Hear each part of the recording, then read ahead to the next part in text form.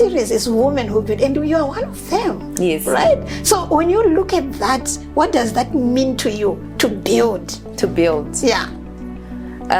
Building means to any normal woman, even whatever space you're occupying, it means you must be fruitful, whether it's being fruitful in your ideas, whatever it is that you can in your capacity. Wow. Number 2 is to multiply, right? You need to multiply. What does that mean? Whether it's you empowering the next person, whether it's you, whatever it is that you can do to empower the person or bring someone down. Bring someone up.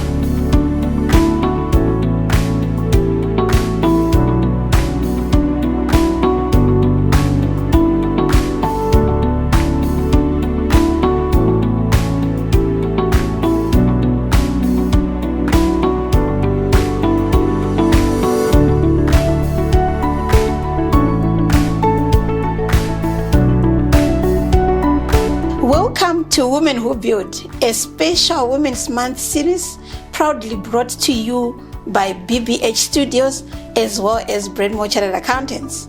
I'm Mollen Mukuze, the founder and managing director of BBH Studios as well as Brendmo Chartered Accountants.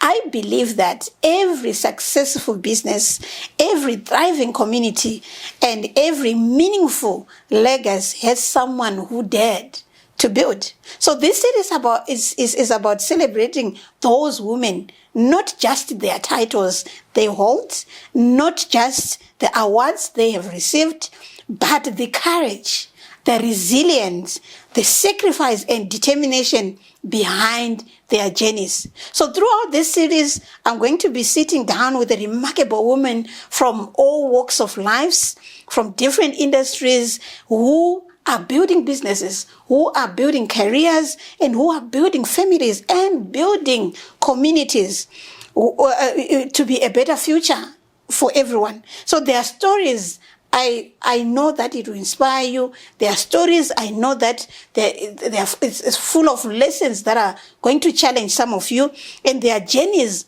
will remind all of us that every great legacy starts with a simple and single decision to keep building. So today in the studio, I'm honored to have Tanya Nhari. Tanya, welcome to BBH. Thank you. Lovely to be here. Thank you very much. We are so honored to have you with us. So just as a brief introduction, who Tanya is to our viewers, Tanya is an award winning, right? We're gonna celebrate those awards that you won as an entrepreneur, award-winning entrepreneur, and a founder of a premium brand, Shara Hair, a premium beauty brand. She has built it into being a recognized name across Southern Africa. Wow. Tanya. Thank you. Diamonds come in small packages. Thank you. So Tanya actually holds a Bachelor of Business Administration in Management, cum laude, from Helderberg College, and this cum laude it's a symbol of academic excellence, which actually I think it actually matches the grit that you have in entrepreneurship. 100% it does. Yeah. So actually, beyond her own academic excellence, she has her own brand and you also have your own brand on a mission to empower women through entrepreneurship. Yes. You have trained and impacted more than 5,000 women. This is phenomenal. Yes. Equipping them to start, run, and scale their beauty business. So Tanya is also the visionary behind Beauty Endeavor. It's an endeavor that happens annually, every single year. Yes. A platform that is helping women move from having talent to building profitable enterprise.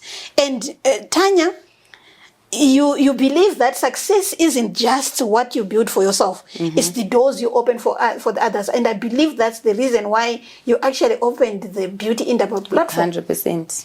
Thank you very much. Thank you. And I believe that our viewers are going to enjoy and hear your story. Most definitely. Thank you for having me. Thank you, Tanya. So just as we are entering into our conversation, Tanya, maybe I didn't do justice in really reiterating your story and who you are. Okay. Who is Tanya? Okay. Thank you for having me once again. My name is Tanya Nhari. I am a mother. I am a wife. I am a follower of Jesus. I am a leader. I am a CEO. Yeah.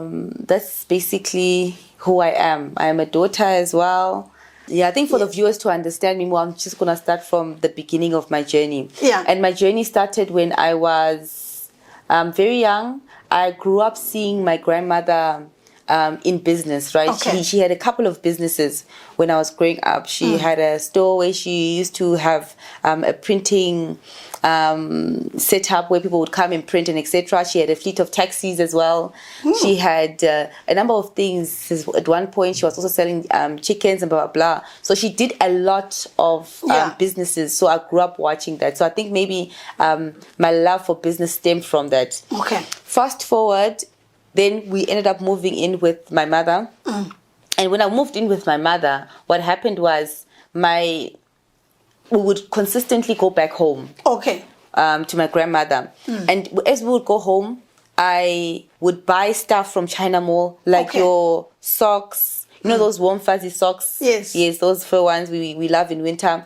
I would buy those lip glosses, like cartons and cartons of them. Yeah. I would buy little things like even scarves, you know, those China scarves that were very light. I think the material was very bad even at the time.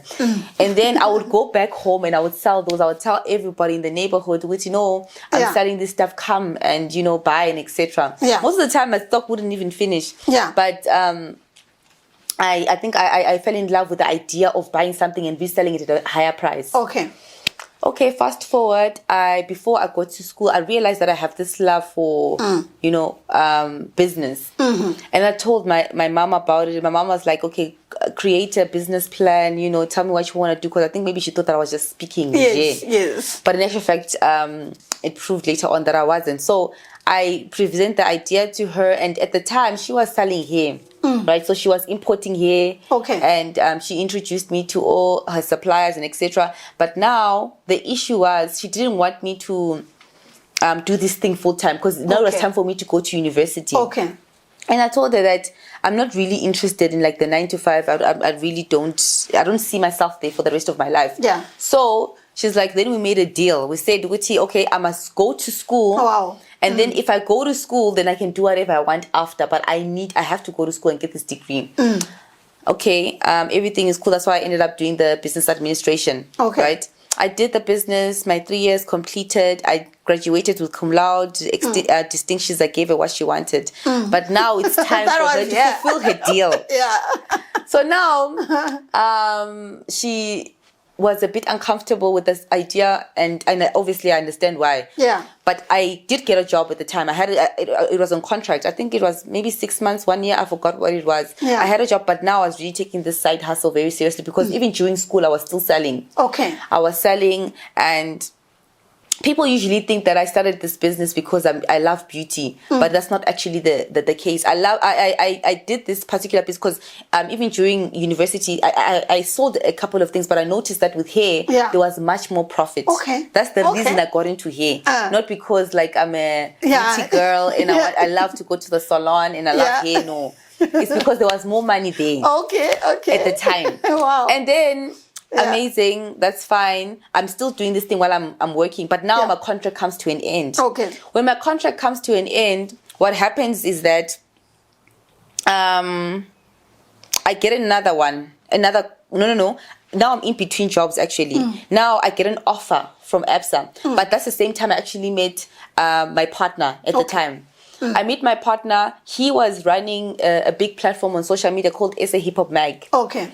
And he was very brilliant in marketing. He was was amazing in marketing at the time. And then I tell him this idea, I show him the profits, I tell him, if we sell this, we can do this. And I just tell him all the ideas I had around this business. And he bought the dream. He was sold in it. Everything is good. But now I have this interview I'm going for. It was actually at ABSA. I had an interview I was going to at ABSA in town. I don't know if that's their main office or the head office or what, but I had an interview there. So now we've agreed and etc. And then now I go for the interview and we agreed that we're going to do this thing full time. So we agreed before we even, because so what happened was we agreed that I wouldn't take the job. But I went for the interview anyway. Because I was still a bit on the fence. Still thinking about it was a bit, it was scary. I think it was scary to think that I can start something that's going to sustain me. Yeah, and almost everyone around me has a 9-to-5. Yes. And then I go to this interview, and we had agreed that we were both quitting our jobs and we're doing this thing full time. Yeah. I go to this interview, and I try to convince him what I can do is I can do this thing during the day. Okay. The 9-to-5 during the day. Then at night I can write the career back, because we already started. People were coming home. It was always a mess in my mother's house. Okay. People would come. We have to now organize the hair. At the time, before I even we started doing it full time, we were already sending hair to Zambia and Namibia. People were buying in bulk already. Okay. Right. So my mom's house was always just dear Makar. Yeah. So now I go to this interview at ABSA. When I go to this interview, because I'm still in between, like I'm in between thinking, should I do this thing full time? I try to convince my partner, what I'm going to do? I'm going to do this 9-to-5. Then after 5, I'm going to be writing career bags. I'll be doing all the other admin related around it. And he's like, no, if we're not going to do this thing like full time, there's no point in us starting this business that you've sold me on. Now I'm stuck between, a hard place and a rock. That's fine. Go there. After a week, they called me and they told me that there was a certain offer. But all I remember is that particular offer, I remember that I could make that money in 2 days. Okay. 2 to 3 days, I would have already made that money. So now, obviously, it was now easy for me to pick at the time. And I was like, okay, no, it's fine. I'm just going to let this thing go, and I'm just going to push this hair thing for now. Okay. Fast forward, we realized that we don't have capacity anymore to run this business at my mother's house, right? Also, it wasn't central enough, because most people would be coming from different places. And then we ended up moving to town, right? So I moved to town with my partner. So now we're literally running a business. It was just I don't know if you're familiar with town, but if you know, by town, there was a place called Capello's by Gandhi Square. So by Gandhi Square, behind it, there's a place called CPA Place. It was a flat. So we applied for a 1.5 bedroom. The other side was where we would put our stock. And then the other side is where our bedroom was, right? So that's my husband. I was like, exactly. Well, my mother wasn't happy about it at the time, because now we've decided to have this whole life, apart from everything else. And she was a staunch Christian at the time, and I wasn't even trying to do this Christianity thing. I was like, she would just get with the program. But anyway, that's what happened. And then we're staying there, but we're still running this business. We're running this business. Also, we're dabbling between families, because we're trying to make it seem like we're not staying together. Exactly. So now, but everything was going well. Business is getting bigger and better. He's marketing, like every single day we're marketing. He tells me all the things, the principles of marketing and what I should do on my side. At the time, we managed to build a couple of Facebook groups that had more than, even right now, they're still here. And they're still present. If you just search for any Brazilian hair or Peruvian hair, blah, blah, blah, in South Africa, in Africa, there are different groups of them. And they amounted to more than 1.5 million in just the groups, the Facebook groups. Right, so everything he told me, I implemented it with haste, like immediately. We did our Facebook page. We created the Instagram. Unfortunately, the Instagram that we had at the time, it got hacked or something. So now we had to create a new one years later. Anyway, fast forward, we now are getting customers. Customers are now coming into the building. Now we're selling here in the flat. Right. So now it's a problem in the building. Now they're saying, you cannot run your business here. This is a residential place. You can't be letting people in consistently. Now it forced us to get a shop. And I usually stop here because I usually run, obviously, master classes. Because people usually think that they need to start grand. Right? When you start grand, usually there's not enough money for you to even sustain your vision, because you usually have a big dream, right? And then that big dream usually is always so perfect, right? So what I usually advise people, your journey will usually nudge you to the next step. You shouldn't just say, okay, I want to start a business, I'm going to immediately open a shop, because those expenses will become overwhelming. Okay, that's what happened. Then we decided to get a shop close to our area there. It was called Elof Street. It's some yellow and blue building. I'm sure people know it. It's next to Faraday Taxi Rank, that side. It was very, extremely small. It was very small. It was I think maybe 20 to 30 squares, if I'm not mistaken. But we just wanted something compact where we could just display some hair, have some bundles, and have someone who's making a wig and etc. I got my cousin to come from home to come help with the wigs. Another cousin of mine, I got them to come and help with the sales and etc. And then, from then, we started the whole business. Wow. Yeah, so we started the business, and then fast forward to today, we've trained more than 5,000 students who have gone on to start their own businesses. Wow. We have had a couple of shops in and around Saturday. We've got 130 affiliates and distributors. Right now, our main branch is in Rivonia, the one that you visited that time. Yeah.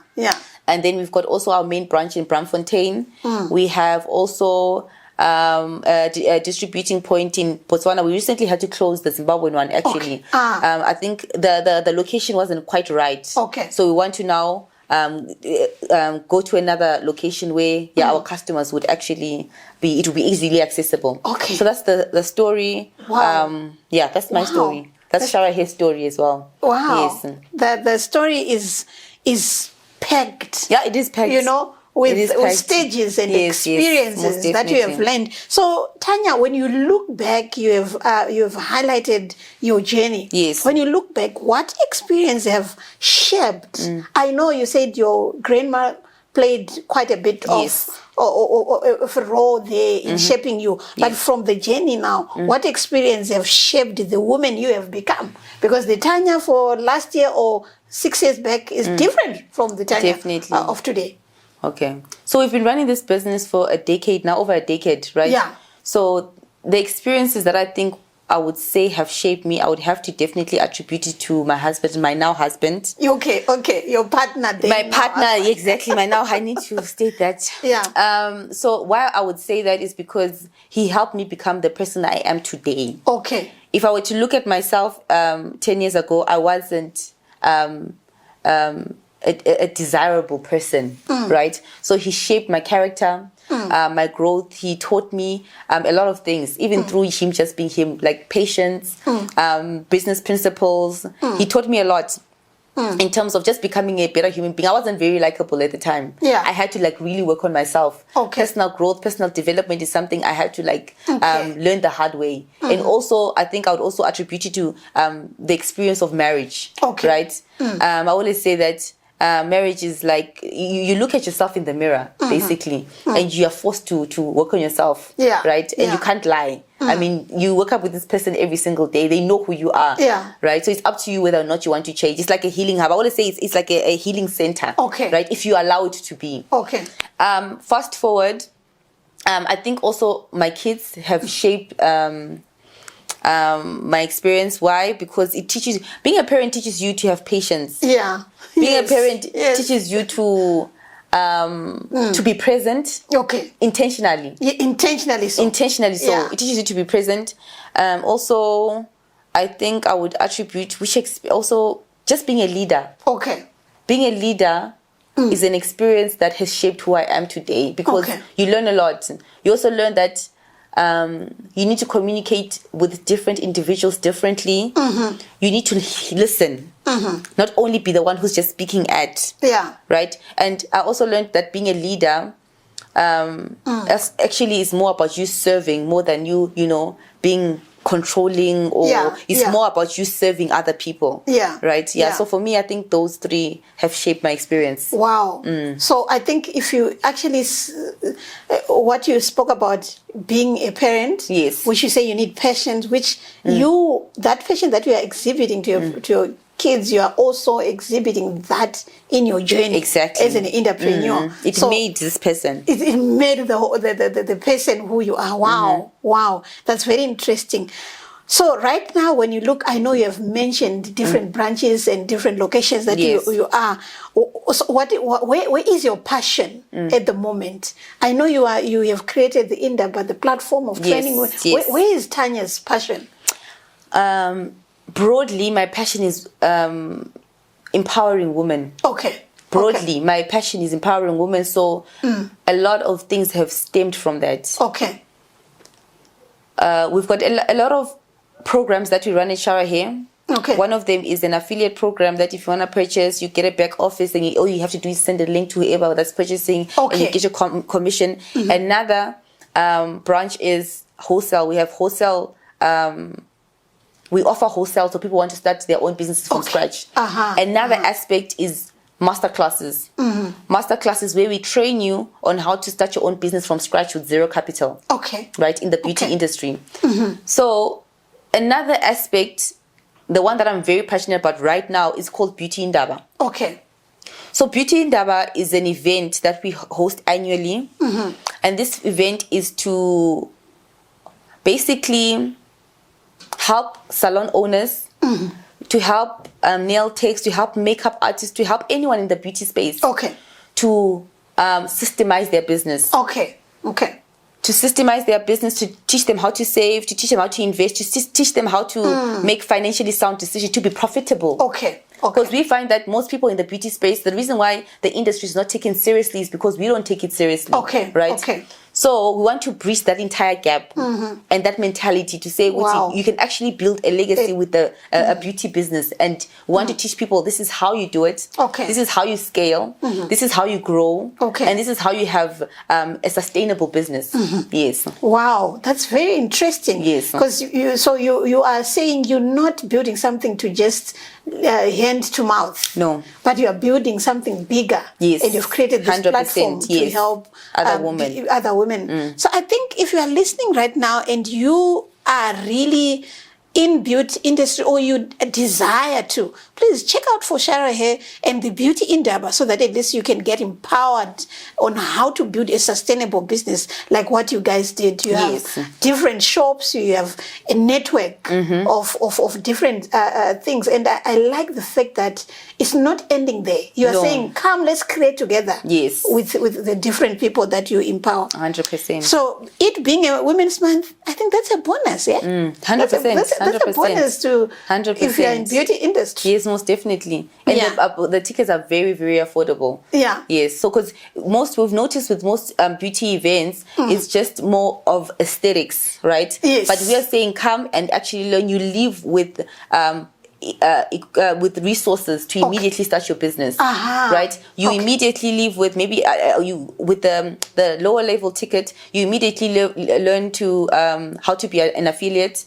You have we have a workshop on pricing, margins, and how to actually price, how to supply, how to source.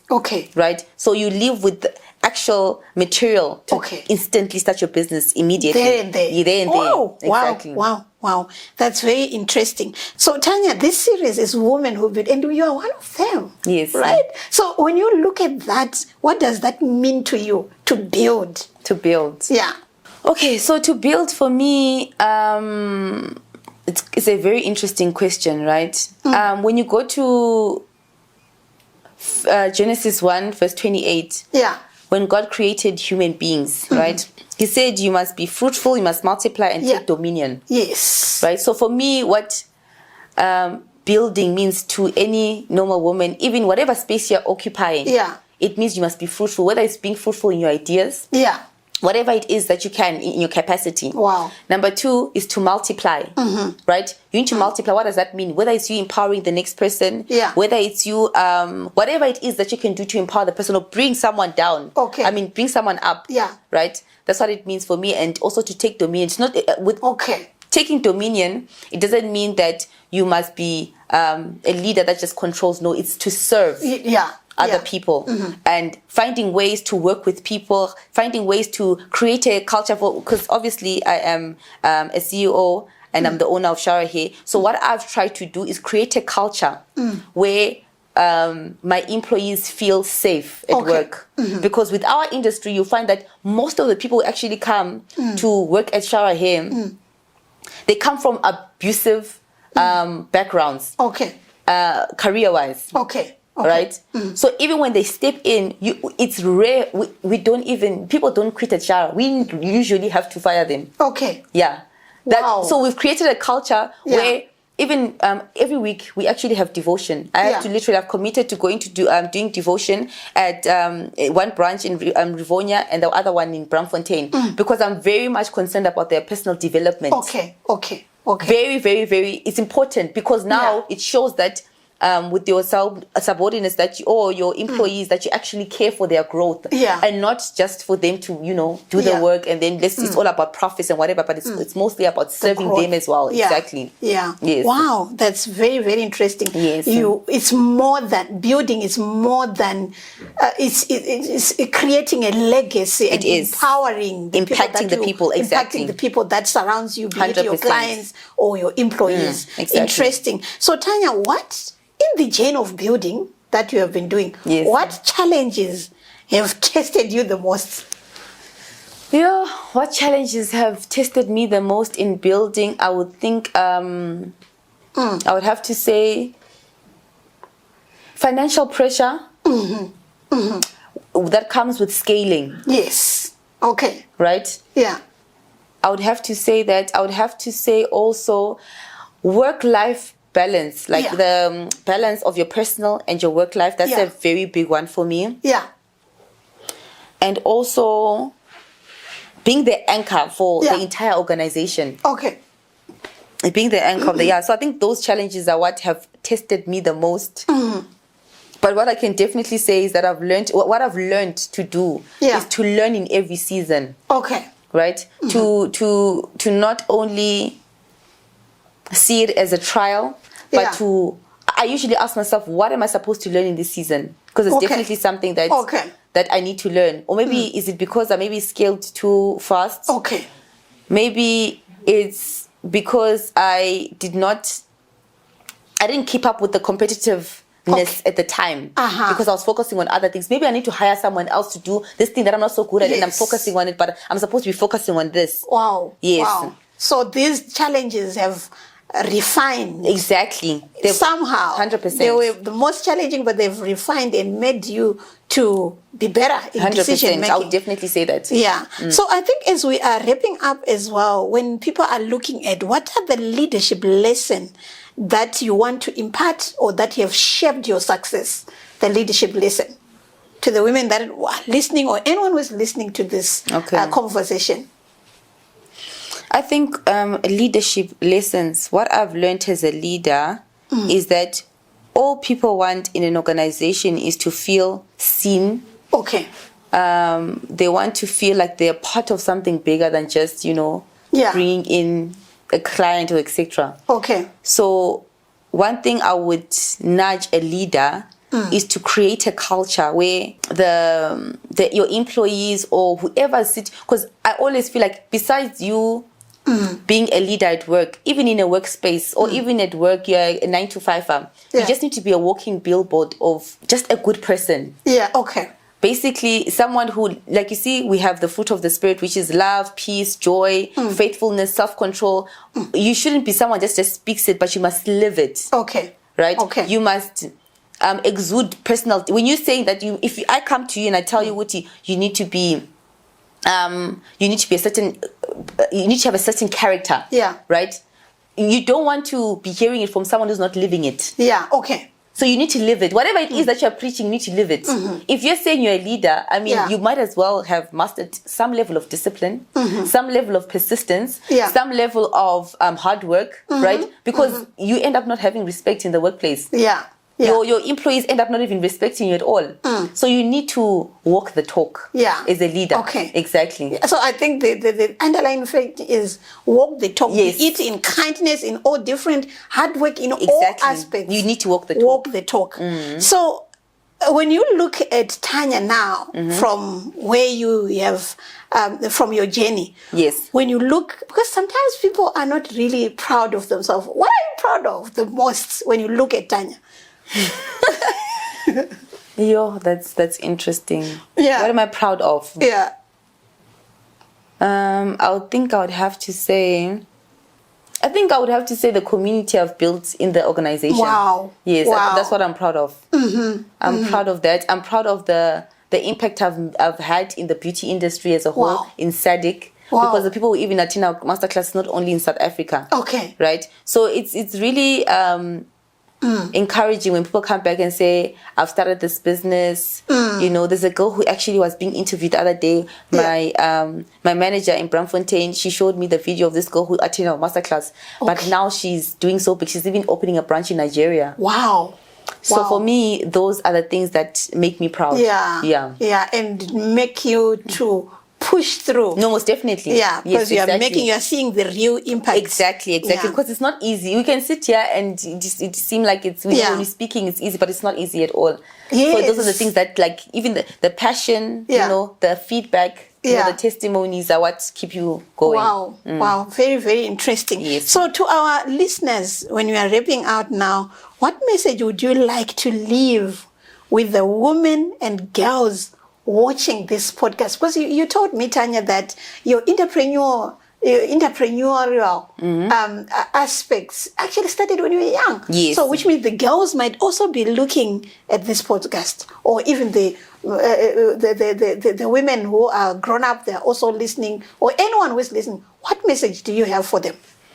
Okay, so a message that I would have for them, for everybody actually, is there's something that God has instilled in you. There's a talent that He has given you, right? There's a parable of the talents, right? You must go and read that parable, and God has entrusted you with something. So what I would encourage you to do with that talent is to be fruitful, to multiply it, and take dominion in whichever space that you're in, and you occupy fully. Yeah, that's what I would advise them. So there you go. Take dominion, be fruitful, multiply in whatever. And you are saying everyone has something. Yes, and every single person under the sound of this voice has something. Wow. Maybe it's just a matter of you asking God, what is it? But every single person has something. But God is expecting you to not just sit with it. He wants you to be fruitful. He wants you to multiply it. And He wants you to take dominion in that. Even if it's a 9 to 5. Yes. What do your peers say about you? Yeah. Wow. Right? Wow. Are you walking the talk? Can they say, indeed, this person has inspired me to become a better person? Wow. Or it's the opposite? Wow. So, every single person is called to something. Yeah, thank you. Thank you very much, Tanya. We are so grateful to have you, and we appreciate the time that you have taken to share the lessons and the impact that you are making in the society, especially in SADC region. And we believe and we know that this sharing is going to help and challenge and impact a lot of women. And during this Women's Month, we want to say, go girl, multiply, take dominion. Thank you. And those that are also even watching, even though they are not women, multiply, multiply, multiply. Yes. Thank you. Yes, thank you.